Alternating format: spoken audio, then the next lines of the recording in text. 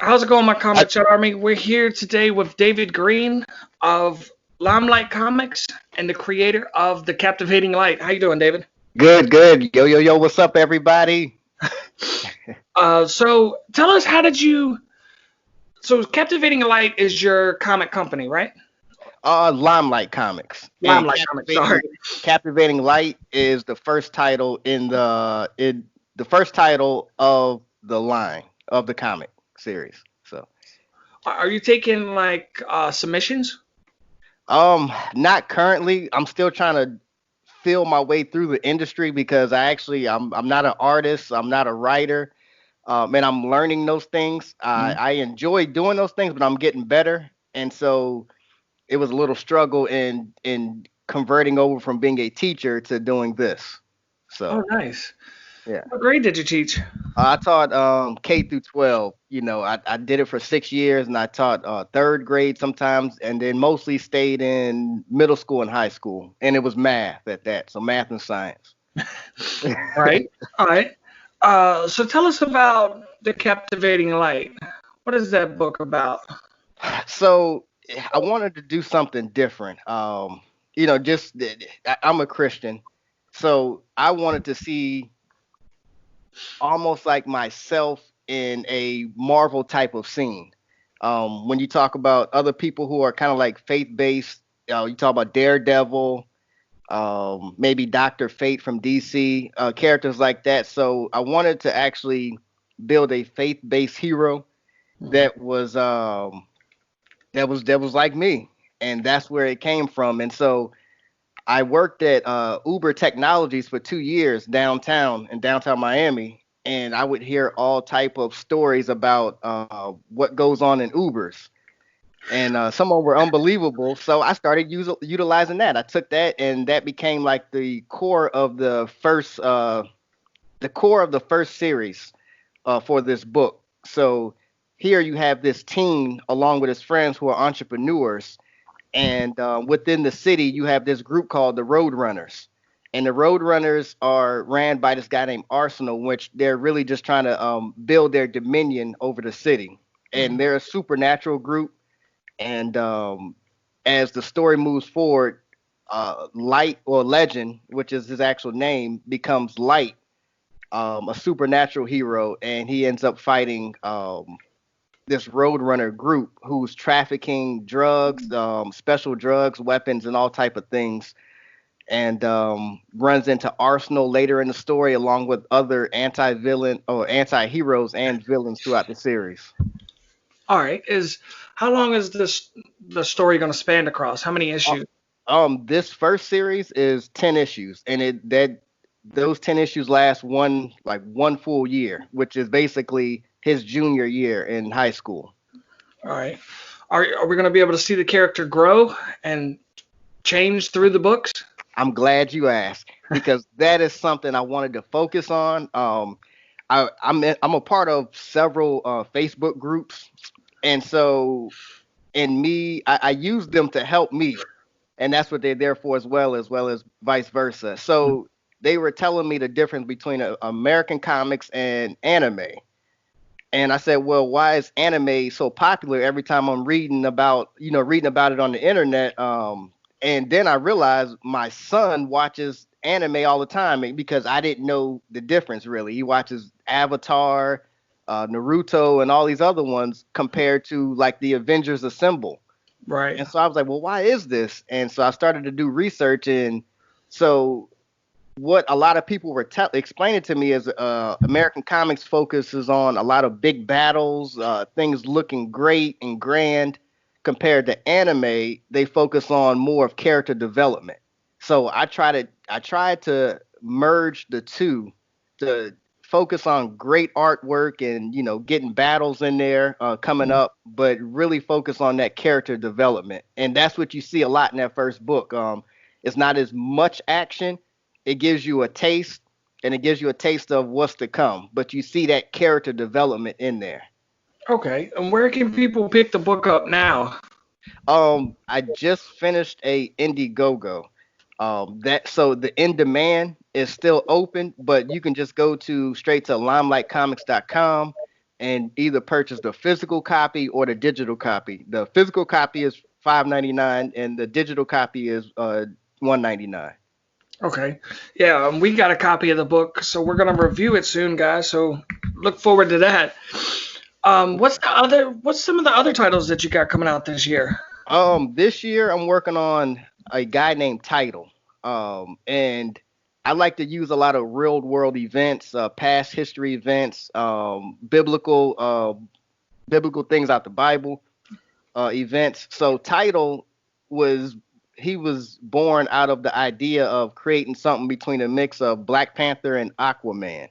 Hmm. And so it dates back to about maybe 1853, 1873, when he was captured by a rival nation, sold into slavery, and then instead of going headed to Brazil, to be a slave, he jumps overboard and runs into this god, and this god bestows this power upon him, and calls him Title.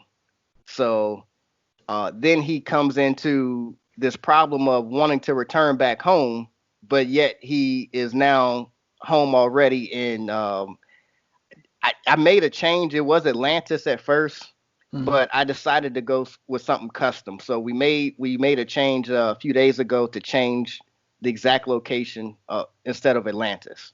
Okay. So Is uh, that the character, the picture that's in the back of the book? yes, All right. yes, He looks good. Like I got excited for that.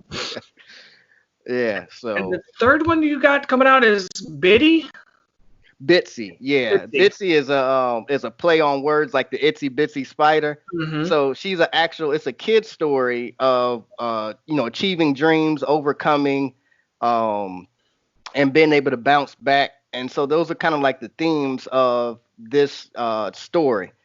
So with Bitsy, there are other characters she's going to meet up with, and in this, the characters are not human. Think of Skylanders. It's like a Skylanders type of story where you got different animals. Like she goes to the cat kingdom, United Cat Kingdom, and it's all type of cats so united together. Tigers, lions, house cats, domesticated cats. So they rule this one kingdom. And Bitsy is actually a actual spider who's able to produce her own webs, but she uses these spinnerets around her wrists to create different types of webs. And the part about creating her is not having her do this like Spider-Man. Yeah, Right. that's a no-no. So it's she's doing what I looked into was a lot of sign language. So she's going to be doing these different things with her hands, and I'm trying to figure out, is this going to be awkward so it doesn't look like Spider-Man, but we're still playing around with that. So Hmm. All right. And are these three titles gonna run into each other, or do actually spin-offs? they are in a connected universe. Eventually, like Title, as his story progresses and it goes into a different era of a Title character, it does catch up to Captivating Light, so that character is still there, but just not the same person. Okay. Bitsy is more like she's off in another universe, or not a universe, another planet. So just like Howard the Duck, he was in a different planet or wherever he was at, but he was still part of that Marvel universe. So it's like that. All right. Great. What inspired you to make these books? Was there a Um, creator or a writer out there that inspired you?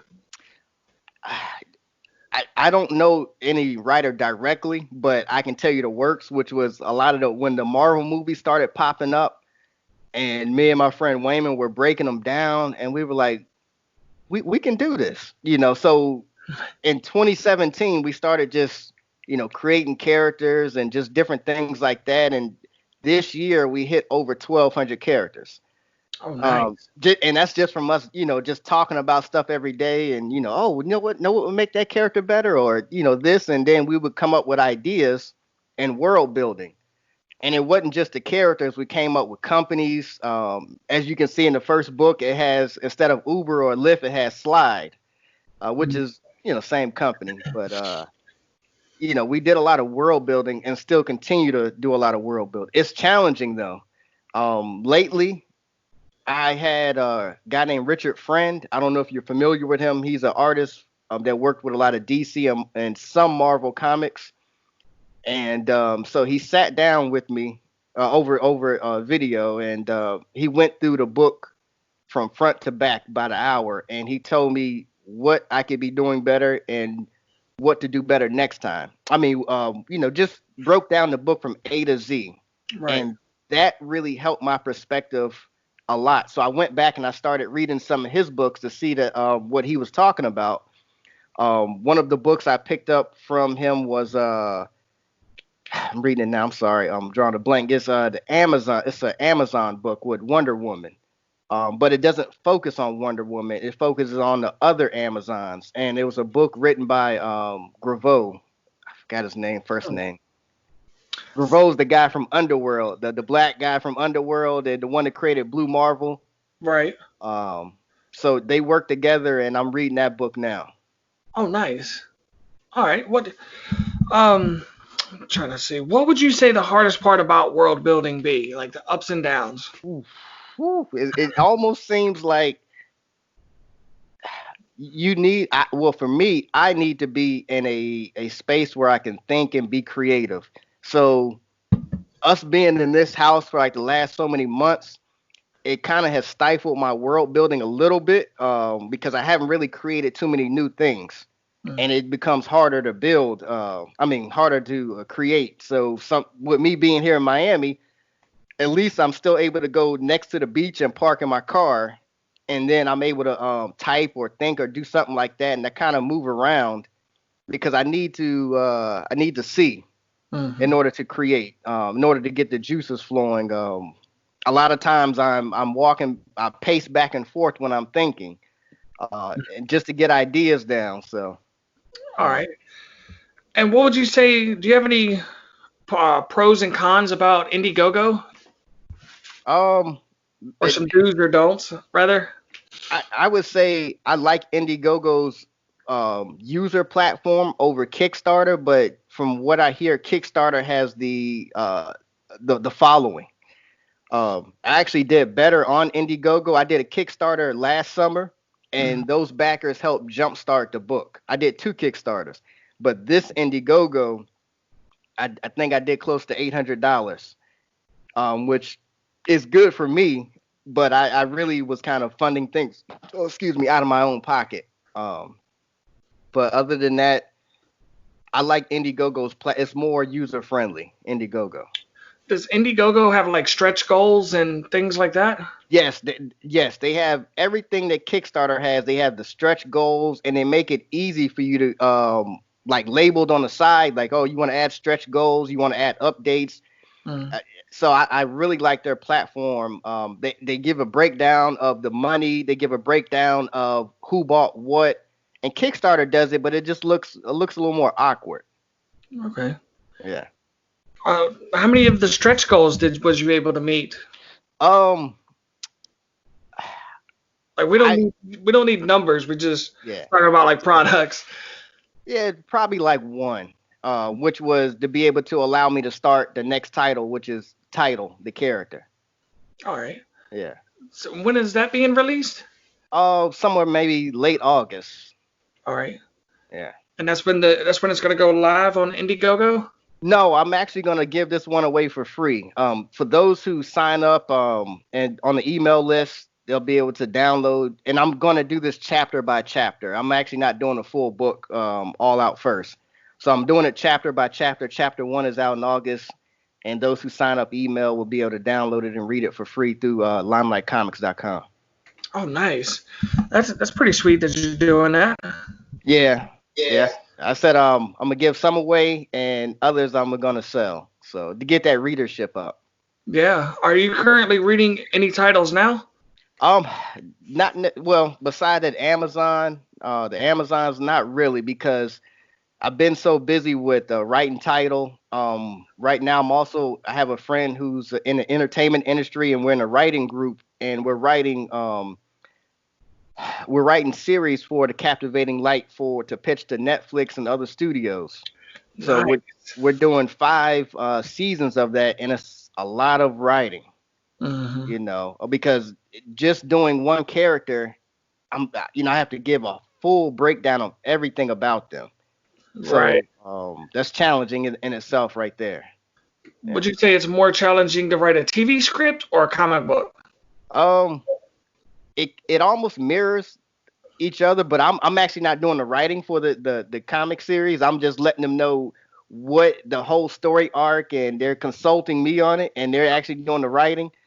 Um, but the comic strip was pretty simple to me to do it. I think it was getting into each actor's head or Mm. each character's head in order to have that dialogue, and that was pretty challenging. Right. Yeah. Well, let us know what happens with Netflix if they pick the show up or not. Oh yeah, I definitely will. Whatever whether it's Netflix or any other studio, I would prefer Netflix, but yeah. Yeah, I mean, we'll definitely watch it and check it out. Um, let's see. We got a couple more minutes. Is there any indie creator out there that, that you would like to work with, I should say? Um, I don't know about working with because I'm just getting my feet wet in this, but I've had some people help me out a lot. Tyrone Jackson from Sovereign Comics, Mm. he's been like a mentor. Like I mentioned earlier, Richard Friend, who actually is an artist, he's been like a mentor, and just several different people. If when you're looking back at a book, I have a list of all the people that I worked with on this first project. Right. Uh, and so those guys have been great. Even in the artists have been great in helping me out. My main artist, Ronaldo, and his brother Eric Lay, they've been great because sometimes things I may not have wrote things correctly, and they kind of corrected me on it. Okay. So, All right. Well, do you have any shout outs for anybody? yes, I definitely want to give a shout out to my son, my friend Wayman, who helped start the company, my family, backers from Kickstarter, Indiegogo, uh, people who purchased the books, the fans, the soon-to-be fans, and of course, Comic Code Authority for giving me this opportunity. Oh yeah, thank you, man. Well, thank you for coming out and talking with us.